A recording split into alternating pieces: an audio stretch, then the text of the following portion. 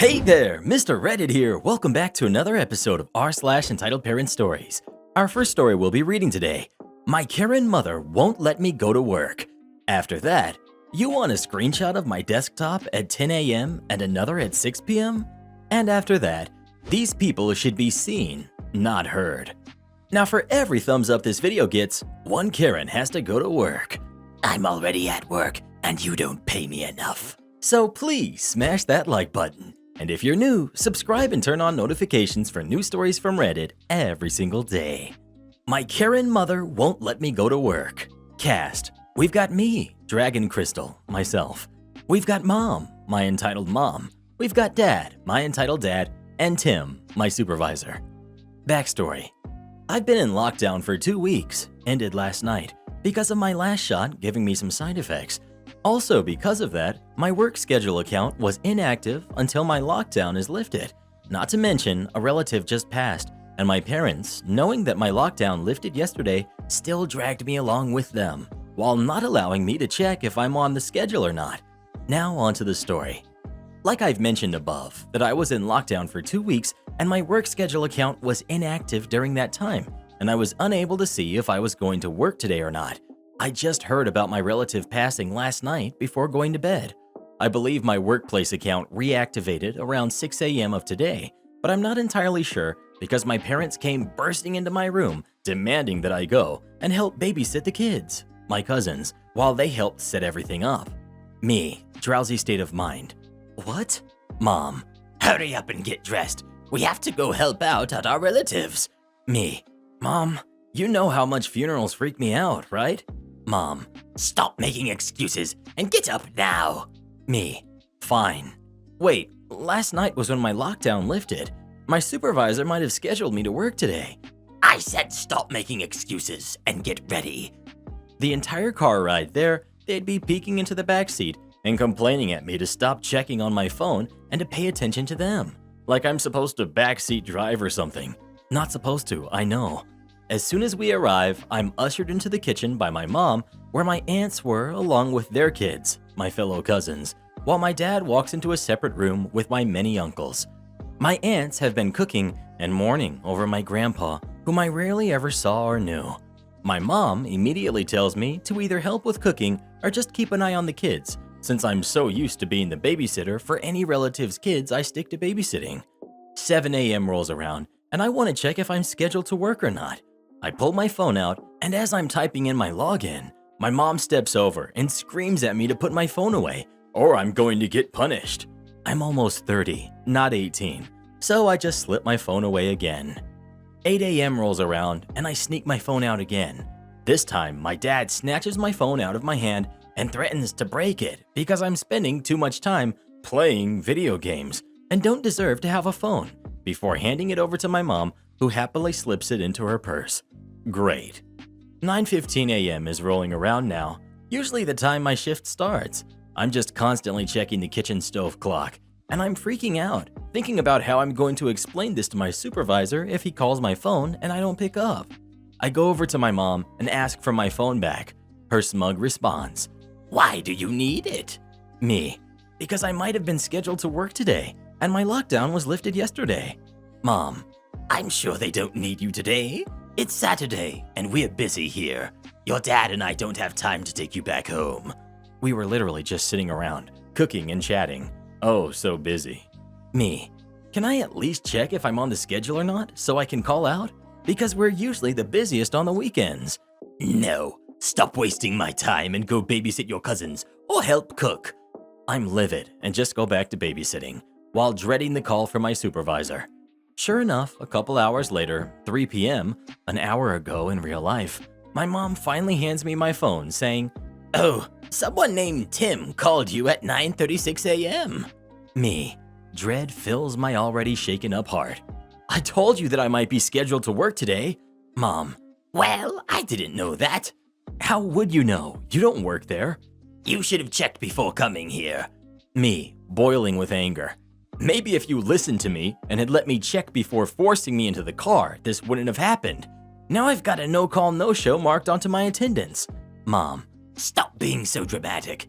It's not like you're not late to work all the time. That's why you were fired from your other job. BS. Me, more angry now. I was laid off at one job, and that was my first job. For some BS reasons. Every other job I quit for my own personal reasons, or the cinema was because we got bought out, so everyone and myself lost our jobs because of that. Mom, well, you still got fired. Before heading back to the kitchen. Well, forget you too, jerk. My dad, hearing us arguing, comes out to start complaining at me about being disrespectful, being an ungrateful brat, etc., before heading back into the other room. I'm just sitting in the hallway private messaging Tim about my current situation, and his only response is, "We'll talk about it during your next shift," which has yet to be posted. You want a screenshot of my desktop at 10 a.m. and another at 6 p.m.? A long time ago, I worked on the service desk for a relatively large, but not gigantic company in the UK. There were several service desk teams spread across the country with their own policies and practices and such. Mine was pretty chill. The attire was smart casual. The relationship we had with users was friendly. We had a team leader who would really look out for us.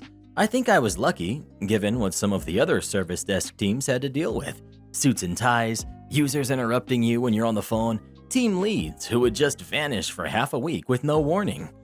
While working there, I was living in a rural area, a hamlet that was about a mile from the nearest bus stop, 9 miles from the nearest train station, and 2 miles from the nearest shop. And my commute was about an hour through the countryside. It was a nice drive, but it was also unpredictable. Flooding on the roads wasn't uncommon, with detours around the affected areas taking 20 minutes. You'd occasionally get snow up in the hills when it's sunny everywhere else, and if you were unlucky enough to find a herd of cattle being moved down the road, that could add 10 minutes to your commute. The unpredictability of my commute was something I had raised in my interview. I wanted assurances before I had even been offered a position that my commute situation would be taken into consideration. As such, I made an arrangement with my team leader, and with the agreement of the rest of the team. I would work the late shift from 10 a.m. to 6 p.m., and as there would usually be 2 to 3 people in by that point, so the desk would still be covered if I was late. If I were late, I would make up the time another day or after hours. During my probation, I was asked to log when I arrived and when I left, but once I had passed, my team leader trusted me. However, note that this informal arrangement was actually against company policy, and it hadn't been signed off by HR. Not that our local HR team would have minded, but head office probably would have complained. Unfortunately, my team leader ended up leaving the company, frustrated at being passed over for promotion one too many times. Once he left, I ended up reporting directly to the service desk manager. The service desk manager would come down to visit the office once a month. Once he took over the team, he started coming down once a week, and it turned out that, on his second and third visits, I arrived late for work. Not that late, I should add, maybe 5 minutes on one day, 7 minutes on the other. However, nothing was said, just my apologies and my teammates saying that's okay. On the third week, however, a meeting was scheduled at 8:30 a.m. for 9 a.m. I was invited to the meeting, despite not starting until 10 a.m. When the meeting started and they realized I wasn't due to work for another hour, they rescheduled the meeting to start at 10 a.m. And on that particular day, I encountered snow in the hills on the way to work. On a section of my commute where I would normally be doing 60 or 70 or even 80 miles per hour, visibility was down to around 20 to 25 meters, and my speed had dropped to sub 30 miles per hour. At one point, I had to stop due to a car turning right across the traffic, so I grabbed my phone, took a photo of the snow, and sent it to my team to tell them that I'd be late. I finally turned up to the office about 20 minutes late, at which point I saw I had several missed calls and teams asking me to join the meeting. It turns out that the meeting was still ongoing, so I joined it. As soon as I got in, my new boss stopped whoever it was that was talking and began to berate me in front of everyone else for my tardiness. Boss, this meeting was supposed to start at 9 a.m., but we postponed it because you didn't start until 10 a.m. It's now 20 minutes past, and you've only just shown up. Me, I'm sorry, boss. I wasn't aware that the meeting had been scheduled. I would have left earlier if I knew. So, you plan to be late? Is that what you're saying? Me, no, that's not what I meant. My commute is unpredictable. Sometimes it takes longer. Then you leave earlier. Nobody else had issues with their commute this morning. Me, I encountered unforecasted snow on my commute this morning. I didn't expect to be delayed. Boss, sarcastically. Really? Snow? In April? Yes, I took a photo and sent it to my team about 40 minutes ago so they'd know I was running late. But you didn't send it to me. I sent it to the team on Teams. You should have received it. You should have emailed it to me. Me, getting frustrated. I don't have my work email on my phone. Then install it on your phone. Me, rather confidently. I don't think you have the authority to tell me what I should install on my personal phone. There was a moment of silence, and I could see a few of the faces on Teams react with shock to my comment. My boss said we could talk after the meeting was over, and said that I had missed so much of the meeting that there's no point in me remaining there, so I should get to work. I dropped off the call, looked at my team, and then asked if anyone wanted a coffee before heading to the machine with 2 mugs. I returned with 3 and got to work, checking with my colleagues if they minded me grouping out of the phones while I waited for our boss to call me back. They said sure, so I spent the time working through tickets, making changes that wouldn't require me to make any calls or remote into users' desktops. At about 10:50 a.m., the call from my boss came, on my personal phone. Boss. OP, I would like you to go somewhere private. Me. Boss? This is my personal phone. I think you should call me on my work phone or Teams. I'm calling you on your personal phone so you can go somewhere private. Me. If you want this conversation to happen in private, I can call you from a conference phone in one of the meeting rooms. No, that isn't necessary. Me, interrupting. It's fine, I'll call you back. I hung up and grabbed a stock laptop I had been building the previous day and a USB stick, taking them into one of the meeting rooms I'd seen was vacant. When I sat down, I called my boss from the conference phone, while logging into the laptop with my details. I should probably add now that my boss had called me from a mobile number rather than a landline. All calls from company landlines were recorded, but calls between mobiles were not. By calling him from the conference phone in the meeting room, I could be sure that the call would be recorded. Me. Hi boss, it's OP. Boss. This really wasn't necessary. Your phone was perfectly fine. Me. I'm sorry, I don't keep a charger in the office as my last cable got stolen. The battery doesn't last that long anymore, and I didn't want it to run out before the end of the day. Fine, whatever. We need to have a talk to address your recent tardiness. Me. As I said on the call earlier, my commute can be quite unpredictable. That's still no excuse. You know what your commute was like before you took this job. You should have anticipated that you might need to leave early. Me. Yes, and I addressed this in my interview and said that I wanted assurances that I would be allowed some flexibility in my start time in case my commute took longer than anticipated. That's not in line with company policy. You start at 10 a.m., so you should arrive by 10 a.m. Me. I made an agreement with my previous team leader that, if I arrived late, I could make up the time another day. But you didn't make that agreement with me. And how do you think your colleagues think, with you arriving late all the time? It's once or twice a week at most, and for every day I arrive late, I arrive early on another day. More often than not, I put in over my allotted hours. And when I made the agreement with my old team member, my colleagues were happy with it. I'll send you the email now. While I had been talking, I'd been searching through my emails for the original email outlining the agreement I'd made with my team leader. The email chain had actually started on the day of my interview with him emailing my 2 colleagues, explaining his proposed arrangement and seeking their okay. They had both said yes, and when I started working there 5 weeks later, he forwarded the email to me as confirmation that everything was cool. Boss, I don't need to read this email, OP. Whatever arrangement you had with your previous team leader ended when he left. This department now works to the company policy. You are to arrive on time. Me. Boss. And to make sure you do arrive on time, from now on, I want you to send me a screenshot of your desktop every morning when you start working at 10 a.m. with your computer's date and time visible. And I want you to send me another email when you finish your work at 6 p.m. every evening with your computer's date and time visible. Me. But if my computer has had an update overnight, it can take 5 minutes to start up. But what should I do then? Should I send you an update log? Boss. Then turn up 5 minutes early. I have another meeting to go to, so I need to leave now. But I expect the first email tonight. I will tell you when you can stop. He hung up before I could say okay or goodbye or anything. I logged into the call recording software and grabbed the ID of the call I just had. If I pulled the recording out of the server, it would have been logged. Instead, I had logged into the application server directly, searched for the recording, and copied it to a USB stick. I hadn't gotten around to installing antivirus on this computer yet, so there was no data loss prevention system in place.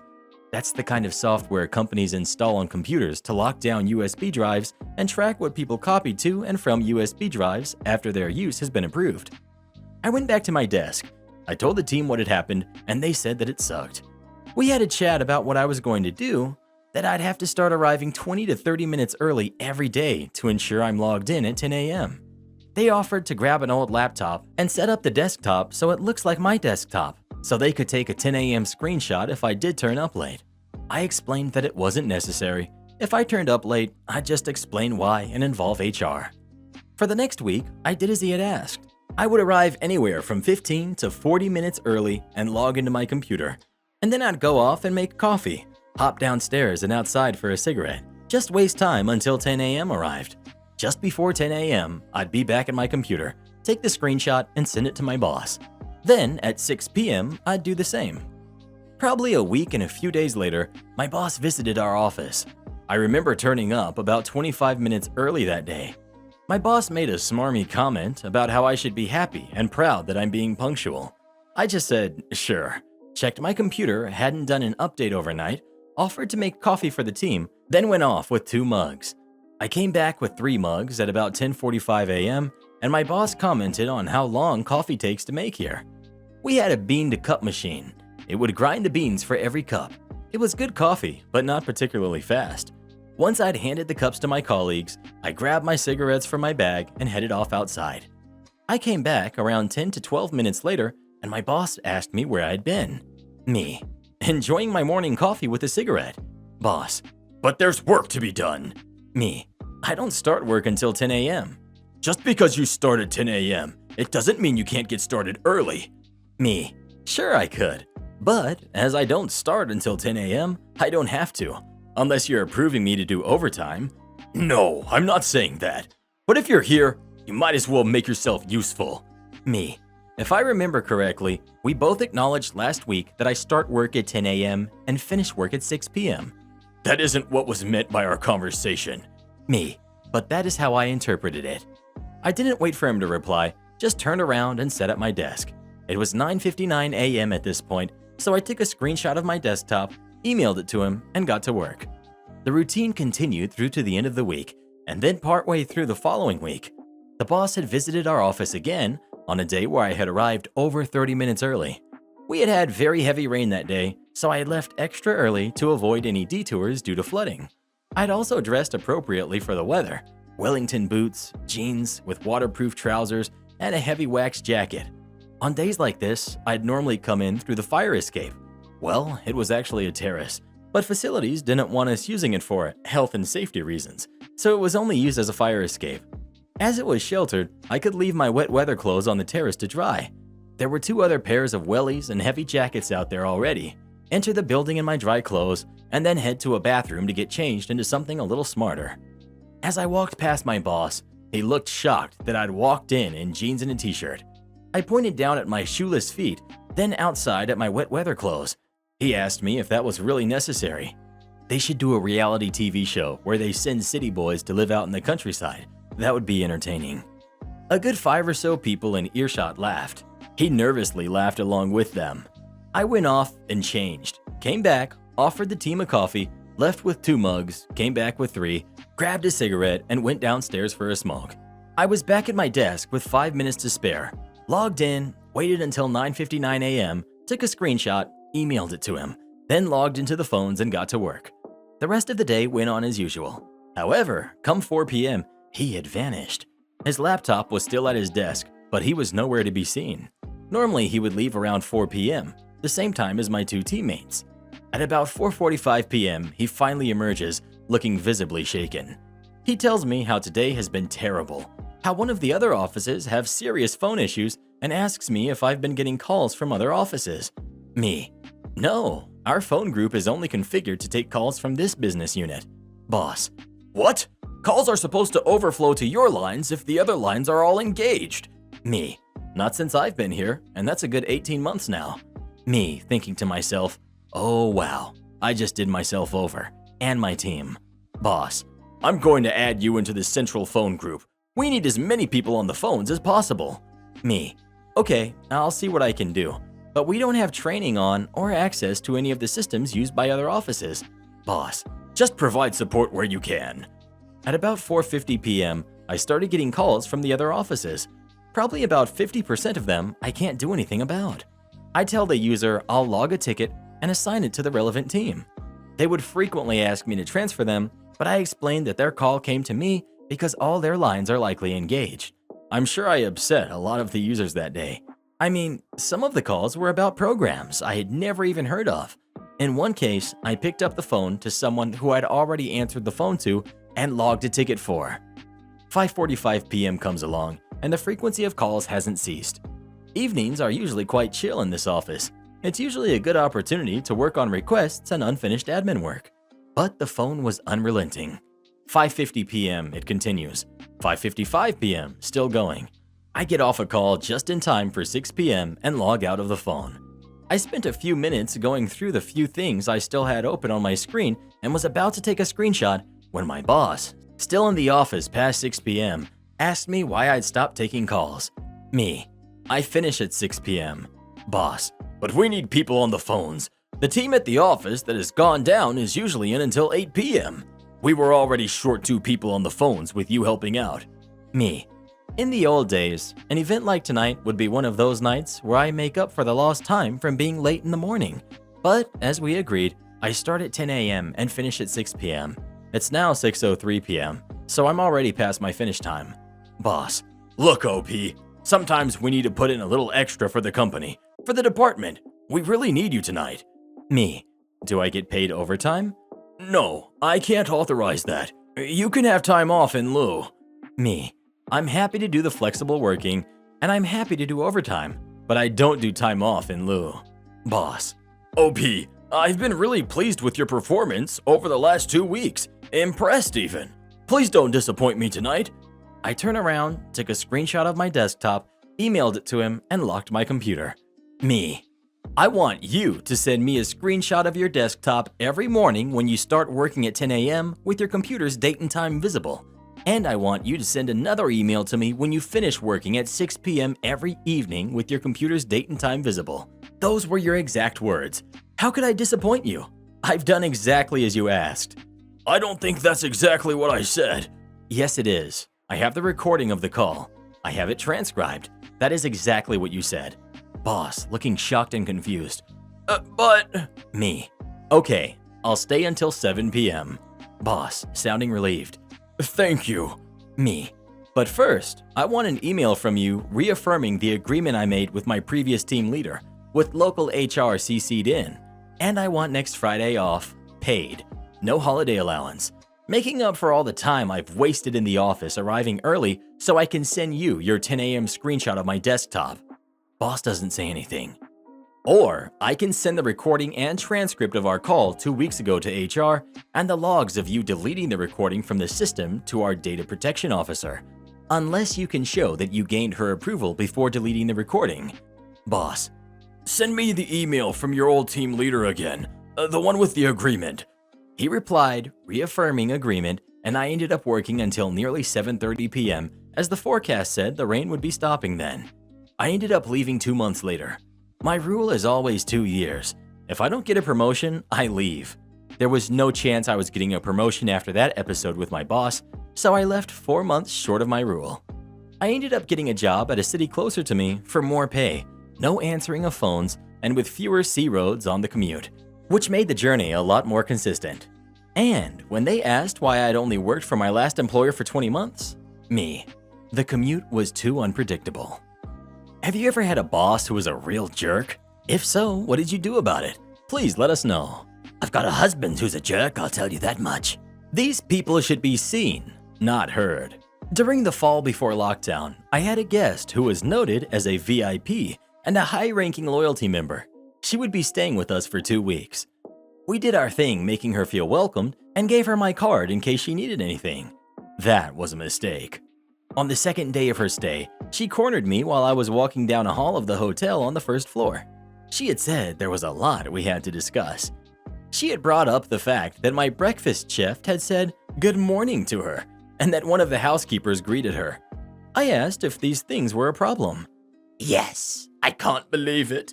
These people are just seeking attention. They should be seen and not heard. I was a little flabbergasted and didn't understand. I told her we have a friendly staff here and I wouldn't ask them to change that. She informed me once we started doing those things, the employees will want more and more from us. She had told me that she works in training hotel staff for resorts all over the United States and she knew what she was talking about. I let it slide, knowing my stuff because I grew up in the business. I wasn't going to tell my staff to stop greeting people because a guest thinks it's attention-seeking. Fast forward to the last day of her stay. She had been minding her own business with a few stupid notes about whatever she could think of here and there, but otherwise nothing as much odd. She asked again to sit down with me, and she had a notepad. She went down section by section that the staff was still seeking attention and that the way we fold the first sheet of toilet paper was incorrect. Then she spoke of one of my staff that I had seen as my future supervisor. She was cautious and shy, but she was breaking out of her shell, showing some serious skill. When I was not present, this Karen had told me that she was speaking to my associate, and my associate, while explaining something, was fidgeting with a pen. The Karen had taken the pen and threw it at my associate. These were all things that she had admitted to me. When I asked her as to why she felt a liberty to throw a pen at my associate, she said this: "You need to train them at a young age to not fidget and respect elders with their full attention when they are being spoken to." I didn't let this go. I told the Karen that since day one, we have been nothing but hospitable to her and welcoming for us to have it just thrown back at our faces. She tried to interrupt me, but I kept going. I continued that my staff does not have to put up with this and I won't tolerate anything other than her not coming back to my hotel. To go as far as to tell me how to do my job and how my staff welcomes guests is not up for debate or for criticism unless they were anything but welcoming. I escorted her out and the last thing she said to me was, "Sad, I thought you were one of the good ones." I have since moved on from the hotel due to many issues I had encountered over the time I had spent there. Before I left the hotel, my last good deed was to print off multiple pictures of Bill Murray and hide them anywhere I could think of. I'm currently working security at a museum of art. It's truly a job that makes me happy. I get to watch the sunset over the bay every night I work. I received texts from my old GM asking me if I'm ready to come home. Not for $1 million and a personal assistant. This will be my last post here, I suspect. Thank you so much to this small corner of Reddit for allowing me to vent and share funny stories about my life in hospitality. It's been great. Until next time. Am I the jerk for telling my friend that no one was going to like the food she was serving at our wedding? To preface this, we live in the South, USA. I'm a bridesmaid in my friend's wedding, the maid of honor to be specific. Therefore, I'm helping her plan a lot of her ideas and DIY some stuff. Her fiancé is in the military and currently in a different state, so he can't help that much with the wedding right now on the little stuff. She likes sort of unique things and tries to fit into a certain aesthetic on almost everything she does. The other day we were discussing what kind of caterer she wanted. I told her that the first thing to do was figure out what type of food she wanted and then choose a caterer based off of that. Well, after a few days she texted me and told me that she found the perfect style food and was ready to go sample some caterers. I asked her for details, but she said she wanted to keep it a secret, but she wanted me to go with her to sample and I would find out then. I agreed. Well, when we arrived to an old Roman or Greek, I'm unsure. Shop/place, I'm a little confused. She tells me to trust her on this, so I try and let it go as I like trying new foods anyways. The food we sample was just not something I like. It was olives, the expensive, strong-smelling cheese, and some random dried berries and nuts. I'm not a picky eater, but I just didn't like it, and I honestly wasn't sure how this could even be a meal. Maybe finger foods, but not a meal. It has very odd tastes. I asked my friend if her plan was to serve this as the main course at her wedding, and she says yes, along with some fruit. She's not vegetarian or vegan, and neither is her family or fiance. She asked me my honest opinion if people would like it, and I told her I didn't think people were going to like it. As I said, we live in the deep South, USA, and everyone has pretty basic tastes in food, which is what I told her. I told her this could be okay as like finger foods or cocktail hours. People still probably wouldn't eat it, but not the main course. It was really not enough to be a main course, even if it was good food. She called me a jerk, as apparently this is the only type of food that will fit her wedding theme. I would rather be honest with her now than people trash-talking her wedding because of gross food. Am I the jerk here? Well, who do you think is the jerk? OP or the bride? Please let us know. Depends on what kinds of nuts and cheese we're talking about. Am I the jerk for causing my husband to miss my doctor's appointment that he wanted to go to? As some of you may know, we've lately been experiencing a rise in temperature, and it's bringing so much stress and discomfort. I'm 4 months pregnant, and we had an important appointment with the doctor, and since my husband's car wasn't working, we called an Uber instead. We got inside, and my husband started complaining about a few things, like the driver driving slow, the driver taking too long in busy roads, then complained about the AC not functioning properly. He went on a rant about how reckless and lazy Uber drivers have become to not have proper AC to make customers feel comfortable when it's hot outside. The driver kept turning the AC up, and inside the car it was freezing. Still, my husband kept complaining about poor service. The driver offered to roll down the window, and my husband called him an idiot as it wouldn't do any good because there was no wind outside. The driver politely told him he didn't appreciate his tone, to which my husband loudly replied that if he wasn't being a jerk, he would have spoken to him politely. The driver pulled over and asked him to step out. My husband got mad, argued with the man, then got out and told me to get out as well. I told him no, I don't have to because I wasn't the one who called the driver names. He called me unbelievable to be siding with some random Uber driver over him. I told him it's not about taking sides. I have an important appointment that I waited for, and I couldn't be late for. If I were to take sides, then truth be told, the driver didn't do or say anything wrong. But my husband, on the other hand, he called me selfish. All I was thinking about was myself and ignoring the fact that he was being repeatedly disrespected and mistreated by the driver. He gave me one last chance to get out so we could get another Uber, but I refused to get out because I already paid and I was already late. He asked if I was sure about this decision. I said yes. He shut the door and the driver drove off. My husband was home waiting for me, looking really upset. He asked me if I had a great time riding in that Uber after what the driver did. He then said he missed the chance to be with me at the doctor's appointment because I selfishly kept him out and sided with the driver. I replied he was being disrespectful from the beginning, then escalated by yelling at the driver and calling him names, so he rightfully got kicked out of the car. I said if he cared so much about attending the appointment with me, he wouldn't have behaved like that. He kept sulking and claiming I wasn't being supportive of him as my partner who took time off work to come with me and support me. Well, who do you think is the jerk? OP or her husband? Please let us know. If Reddit boy acted like that, he wouldn't be around to tell about it. Come watch this video next, you're gonna love it. And join as a channel member today and we'll give you a shout out in our next video.